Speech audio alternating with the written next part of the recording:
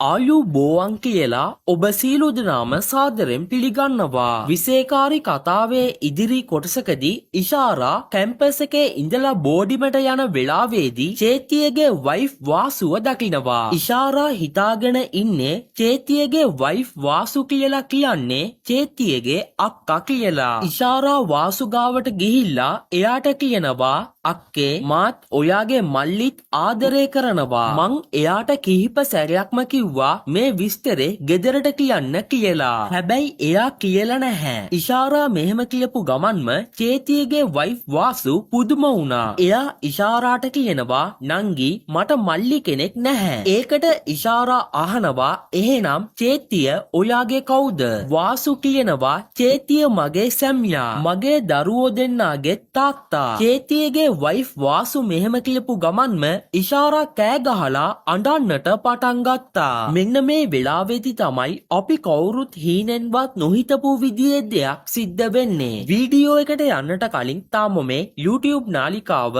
subscribe කරලා නැත්නම් දැන්මම subscribe කරලා පැය 3ක් ඇතුළත රුපියල් 5000ක මුදල් තියාගයක් දිනා ගන්න.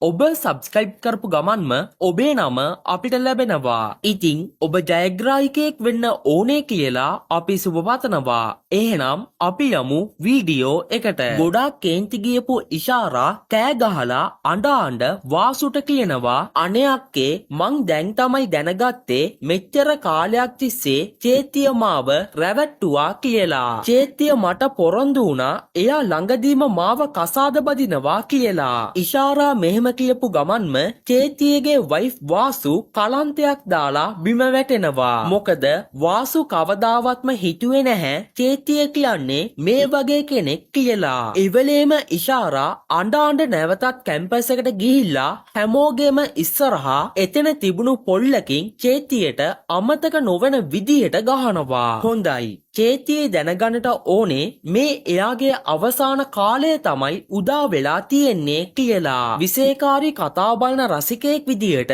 හැමෝගෙම ඉස්සරහා චේතිය ඉෂාරාගෙන් ගුටි කාපු එක ගැන ඔබේ අදහස පහලින් කමෙන්ට් කරන්න.